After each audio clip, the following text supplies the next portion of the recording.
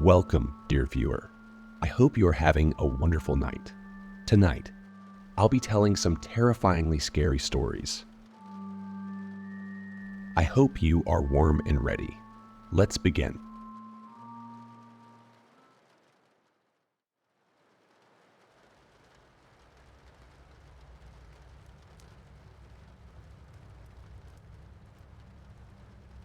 Darren, did you know they opened a Target in Owingsville?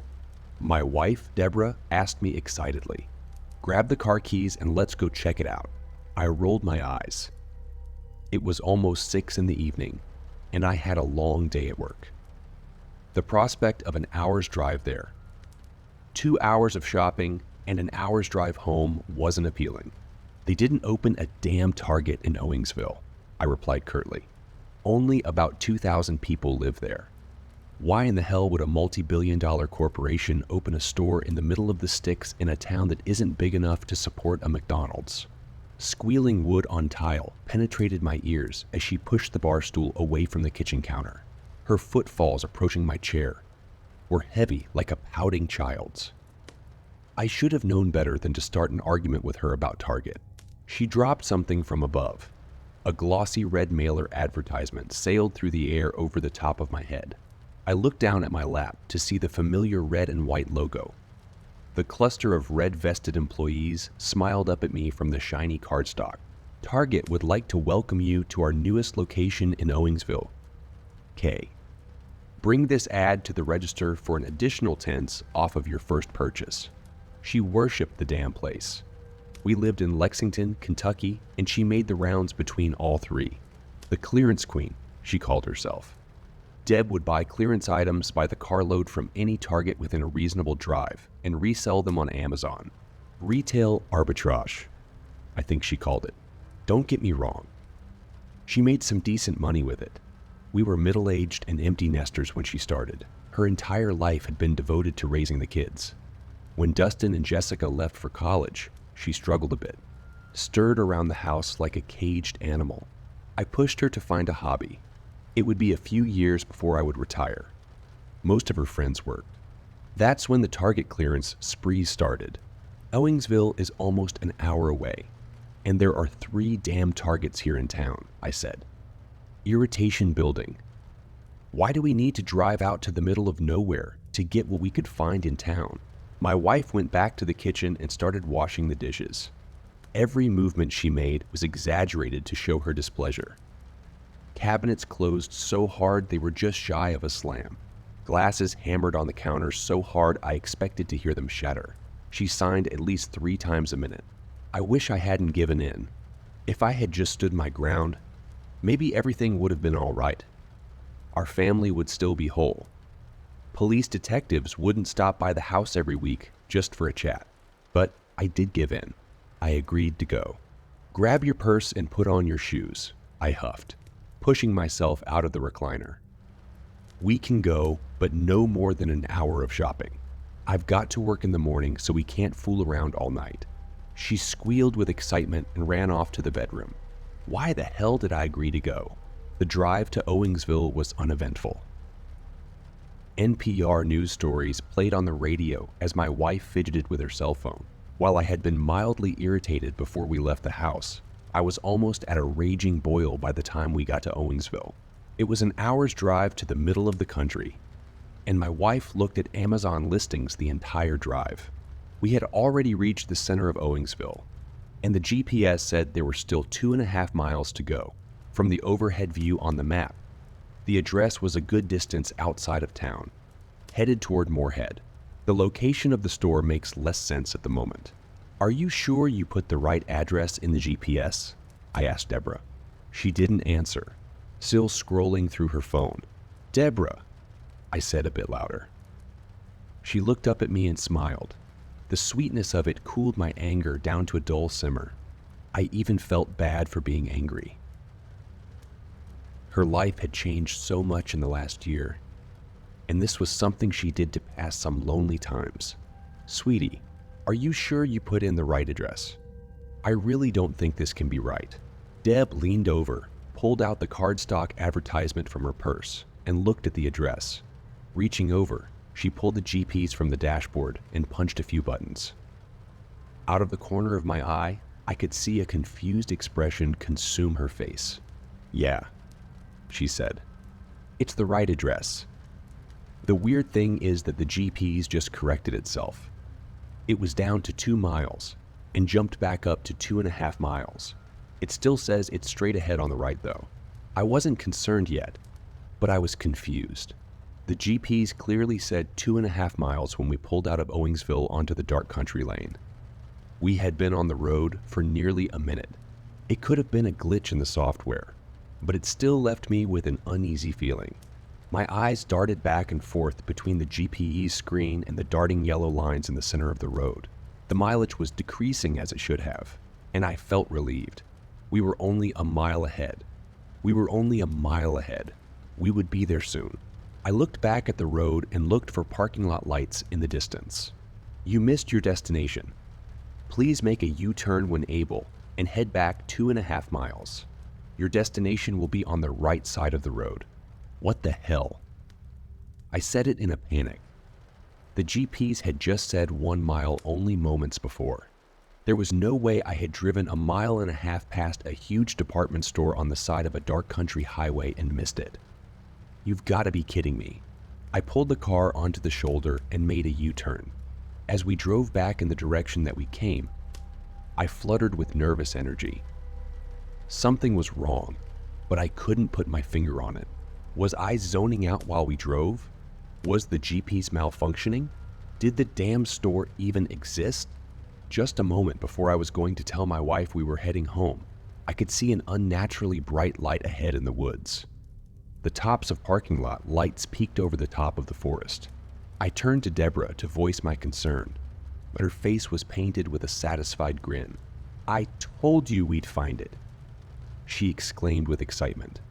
We pulled around the tree line to see an immense parking lot in front of the brightly lit store. There were maybe 3 cars parked on the far side of the lot. The car returns were empty. It looked like no one had been there other than a few employees. You were all worked up over nothing. I pulled the car into a parking space closest to the door. We got out and started walking toward the entrance. There was emotionless elevator music playing in the parking lot. I looked up toward the tops of the light poles, but didn't see any speakers. None of the targets in Lexington played the canned music, and it filled me with a strange sense of dread. It was as though it came from nowhere. Even the entrance to the building was strange.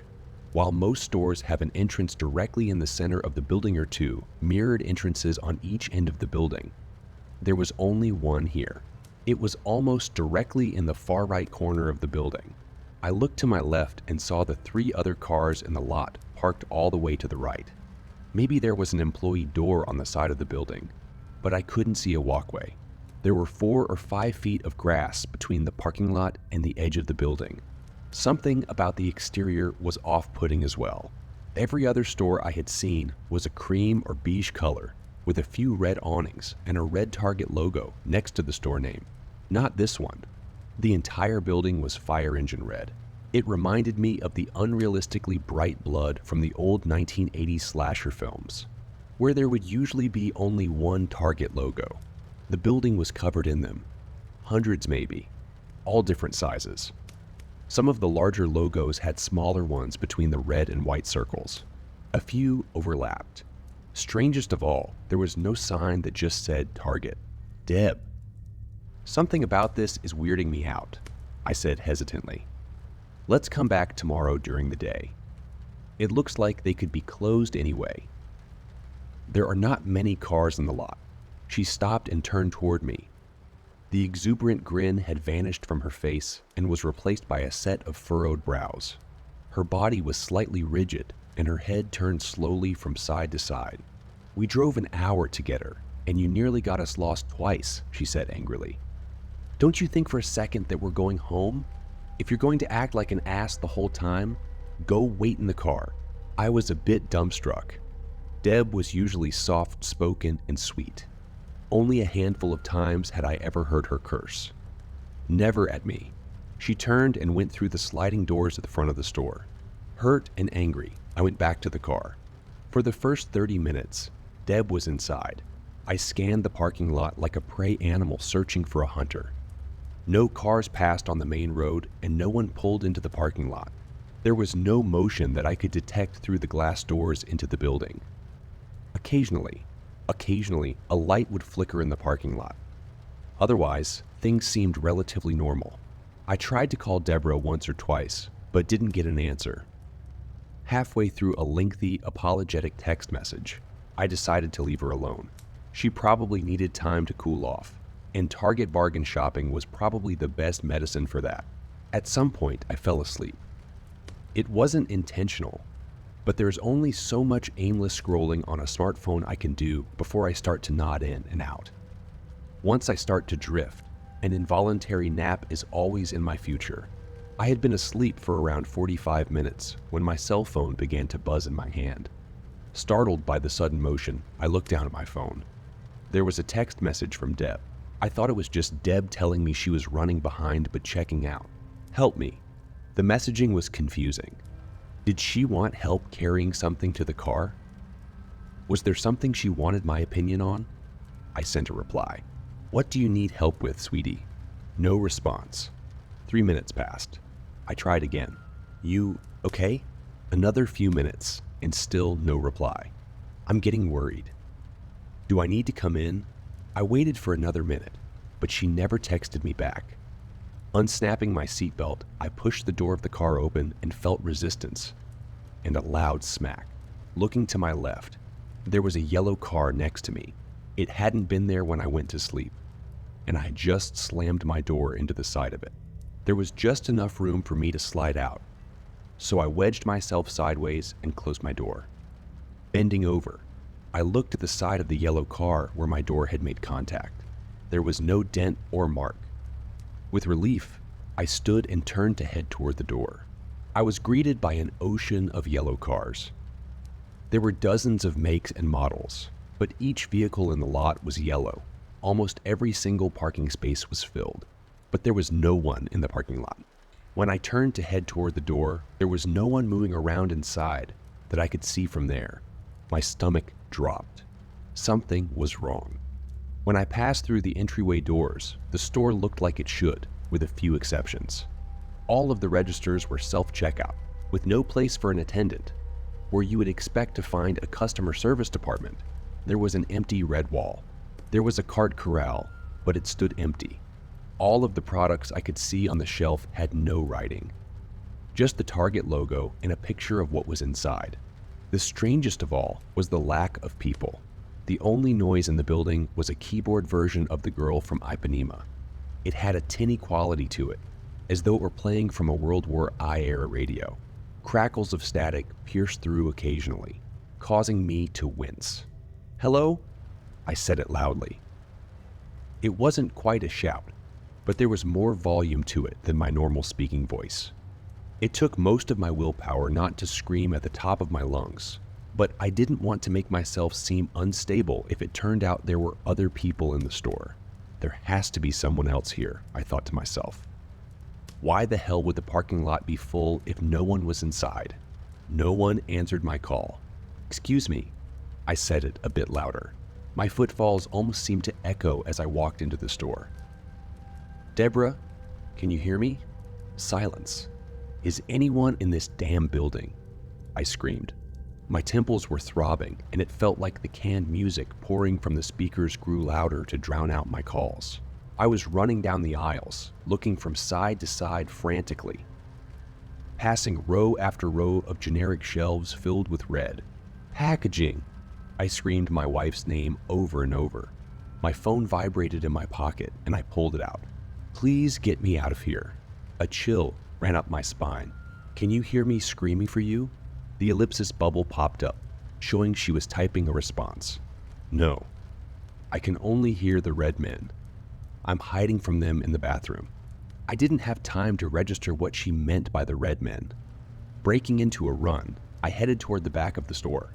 As I passed by the clothing section, I panicked and jumped back, slamming into a rack filled with clothing. A red-faced, faceless man was standing on a platform behind the rows of clothing.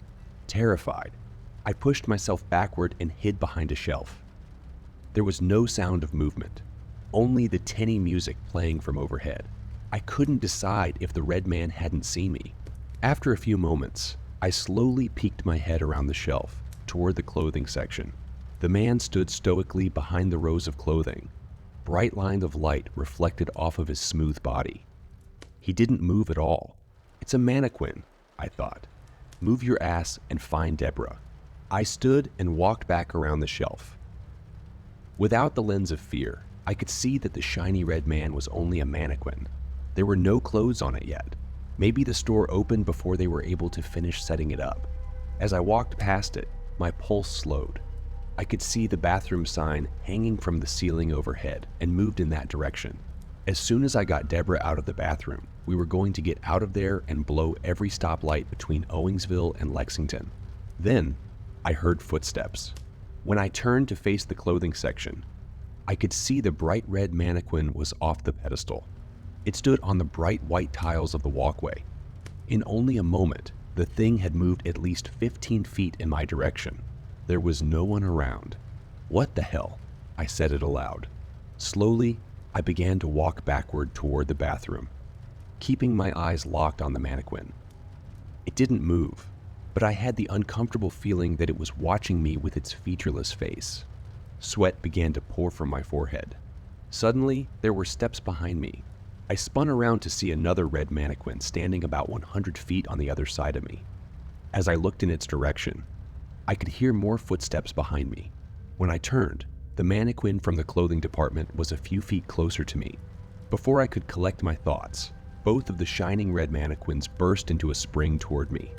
I panicked and ran into the aisle behind me. Their hard feet clacked on the floor, easily making gains on me. 20 years past my prime, I wasn't used to much physical exertion anymore. I hadn't run more than 2 aisles, and I had already lost my breath. Entering a box of shelves, I turned to face the oncoming red mannequins. Desperate, I searched the shelves near me for a weapon. It was a home goods section, and I began to scan the shelves. At the end of the shelf to my right was a cheap-looking, red-handled chef's knife. I lunged for it just in time. As I pulled off the plastic cover, the 2 red men came around the corner. I extended the knife toward both of them, and they stopped. Both of them tilted their heads sideways like confused dogs. They turned toward each other as one of them began tapping a hard finger against their palm. It sounded like Morse code. The other began making the same clicking noise. They simultaneously turned and walked toward a red support pillar a few feet behind them. I watched cautiously, scanning the area behind me occasionally. Their sudden disengagement made me as nervous as the pursuit itself. When they reached the red pillar, they both turned and placed their backs against it. Stretching their arms straight over their bodies, they tilted their heads back. The overhead speakers began to increase in volume rapidly. I watched as the 2 red men fell backward and vanished into the pillar. My mind struggled to comprehend what I had just seen. The store was quiet again. I could feel the throbbing in my temples intensify. Once I snapped myself out of the momentary daze, I began moving cautiously toward the bathrooms again. I moved slowly, checking each aisle before I passed to the next one. Always looking for the red men. Always listen for the slightest sign of another person. It felt like an eternity. But finally, I made it to the bathroom hallway. The lights flickered wildly and the music dissipated. On the left was the men's restroom, and on the right was the women's. I ran quickly toward the door, gripped the handle, and pulled it open. Behind the door was a red brick wall. I slammed my fist against it in frustration. Darren! I heard a muffled voice say something from behind the brick wall. Darren, is that you? Deborah, I shouted. Are you okay? I'm right outside. Is there a way to get out? No, she whimpered. But I think I hear. Her sentence was cut short by a blood-curdling scream. I could hear thrashing and dull thuds through the red bricks. I screamed her name over and over, but she never replied. The room behind the brick wall fell silent. Then, the clicking of footsteps began to sound at the end of the hallway. I turned my head to see dozens of shiny red men blocking the hall. Their heads were all tilted at different angles. Some had links of pipe in their smooth grips. while others held assorted kitchen knives. A chain was swinging lazily from the hands of the red man in front of the horde. My eyes darted back and forth between the crowd, the brick wall blocking me from my wife, and the group of demonic red mannequins. I began to cry loudly, accepting that I couldn't save Deborah. Hell, I couldn't even save myself. In resignation, I fell backward. As my back met what I thought was the dead end of the hallway, I was surprised to feel the push bar of a door that wasn't there moments before hit the small of my back. The door gave way, and I tumbled backward, slamming hard against the ground. My vision was swimming as I watched the door marked emergency exit slam closed. I blacked out. When I came, I was in a field. The tall grass was brushing against my face, and the rustling sounds of nocturnal animals filled the night air. My head was throbbing, and for a moment I couldn't recall why I was on the ground. I pushed myself up from the ground and reached forward to grab the door handle, but found nothing. There was only an empty field in front of me. Moonlight reflected from my car windshield in the distance. The building was gone. The hundreds of yellow cars had disappeared. Grass and weeds replaced the parking lot. That was 7 months ago. I called the Owensville Police Department, which came to the scene to investigate. They took my statement and looked at me in bewilderment as the story of the now abandoned Target store became odder with each passing sentence. "There's never been a Target in Owensville," said one of the officers. "Not the kind of place that sets up shop around here. Deborah never returned. She's been listed as a missing person the entire time. Detectives from Owensville and Lexington have interviewed me more times than I can count. They've served me search warrants for the house and both of our cars. I interviewed every damn person both of us knew. No one talks to me anymore. Our friends won't answer my calls. My family won't talk to me. Her family hired a private investigator. I see the greasy bastard following me sometimes. Hell, I even quit my job. They couldn't fire me, but they made sure I knew I wasn't wanted there anymore. I miss my wife, but everyone thinks I killed her. My life is falling apart, but maybe it will change. I've got to call the detective soon. When I checked the mail today, there was something strange in there, something that gives me a little hope. It was a Target mailer, the same one Deborah showed me all those months ago, just advertising a different location. Target would like to welcome you to our newest location in Paris. K. Bring this ad to the register for an additional 10 off of your first purchase. There was the same group of red-vested employees smiling at the camera, cheesy grins and everything. Right in the middle was a face I knew so well. She was smiling the same smile I'd seen 1,000 times. Deborah.